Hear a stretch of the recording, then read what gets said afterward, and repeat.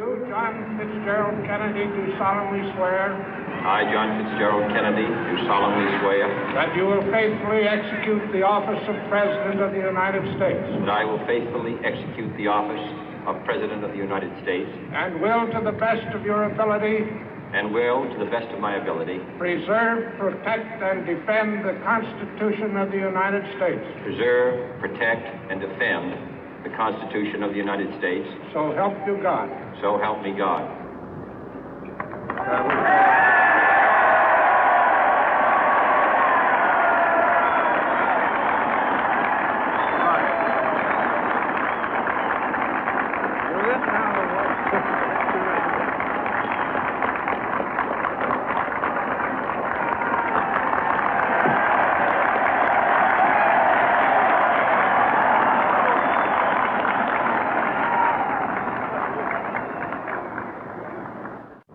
Vice President Johnson, Mr. Speaker, Mr. Chief Justice, President Eisenhower, Vice President Nixon, President Truman, Reverend clergy, fellow citizens.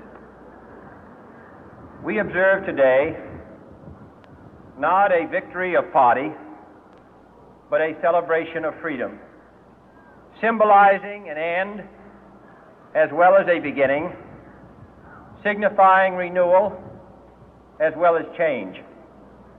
For I have sworn before you and Almighty God the same solemn oath our forebears prescribed nearly a century and 3/4 ago. The world is very different now, for man holds in his mortal hands the power to abolish all forms of human poverty and all forms of human life. And yet the same revolutionary beliefs for which our forebears fought are still at issue around the globe. The belief that the rights of man come not from the generosity of the state, but from the hand of God. We dare not forget today that we are the heirs of that first revolution. Let the word go forth from this time and place to friend and foe alike that the torch has been passed to a new generation of Americans born in this century, tempered by war, disciplined by a hard and bitter peace, proud of our ancient heritage, and unwilling to witness or permit the slow undoing of those human rights to which this nation has always been committed and to which we are committed today at home and around the world.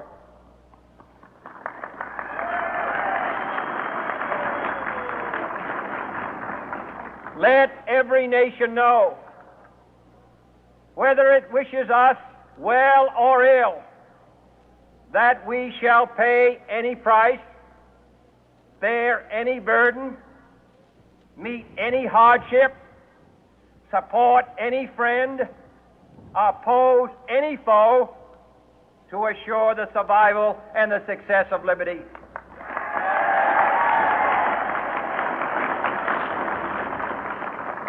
This much we pledge and more.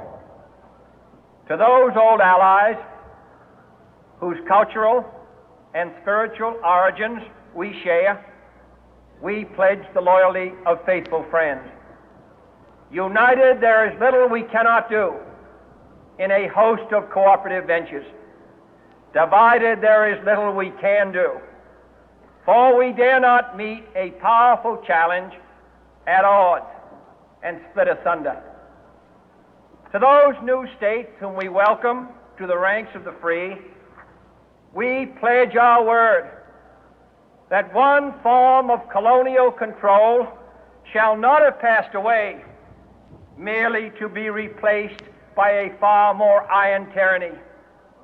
We shall not always expect to find them supporting our view, but we shall always hope to find them strongly supporting their own freedom, and to remember that in the past, those who foolishly sought power by riding the back of the tiger ended up inside.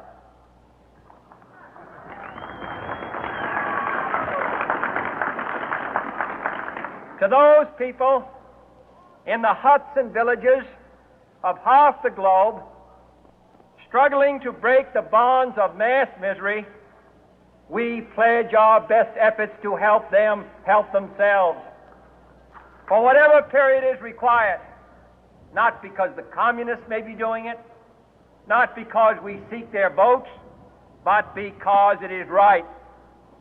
If a free society cannot help the many who are poor, it cannot save the few who are rich.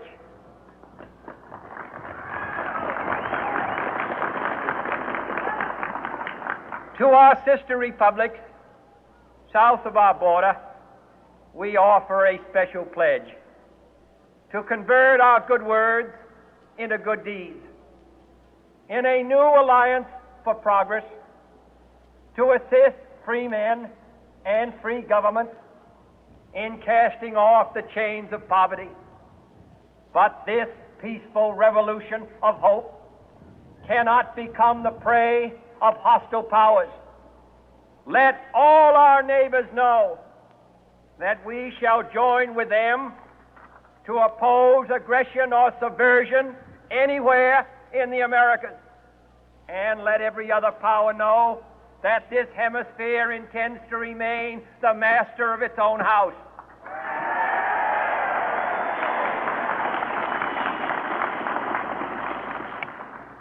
To that world assembly of sovereign states, the United Nations, our last best hope, in an age where the instruments of war have far outpaced the instruments of peace, we renew our pledge of support to prevent it from becoming merely a forum for invective, to strengthen its shield of the new and the weak, and to enlarge the area in which its writ may run. Finally, to those nations who would make themselves our adversary, we offer not a pledge, but a request that both sides begin anew the quest for peace. Before the dark powers of destruction, unleashed by science, engulf all humanity in planned or accidental self-destruction, we dare not tempt them with weakness, for only when our arms are sufficient beyond doubt can we be certain beyond doubt that they will never be employed. But neither can two great and powerful groups of nations take comfort from our present course, both sides overburdened by the cost of modern weapons, both rightly alarmed by the steady spread of the deadly atom, yet both racing to alter that uncertain balance of terror that stays the hand of mankind's final war. So let us begin anew, remembering on both sides that civility is not a sign of weakness, and sincerity is always subject to proof. Let us never negotiate out of fear, but let us never fear to negotiate.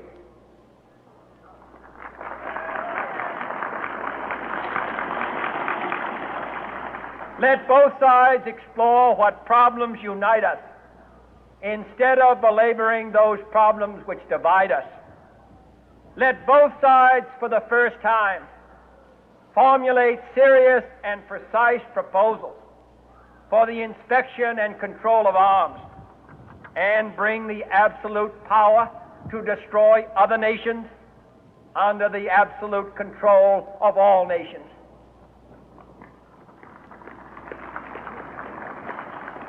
Let both sides seek to invoke the wonders of science instead of its terrors.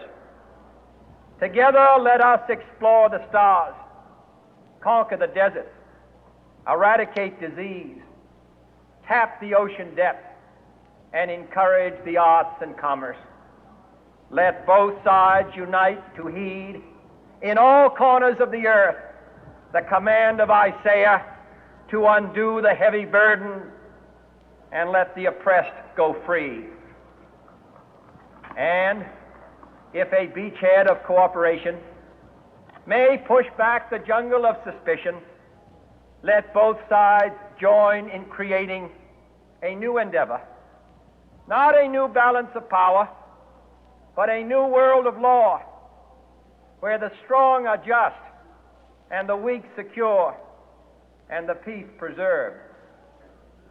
All this will not be finished in the first 100 days, nor will it be finished in the first 1,000 days, nor in the life of this administration, nor even perhaps in our lifetime on this planet.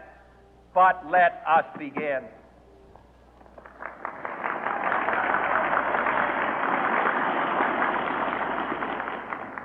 In your hands, my fellow citizens, more than mine, will rest the final success or failure of our course.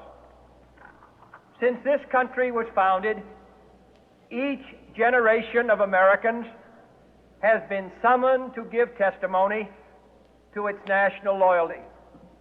The graves of young Americans who answered the call to service surround the globe. Now the trumpet summons us again, not as a call to bear arms, though arms we need, not as a call to battle, though in battle we are, but a call to bear the burden of a long twilight struggle, year in and year out, rejoicing in hope, patient in tribulation, a struggle against the common enemies of man, tyranny, poverty,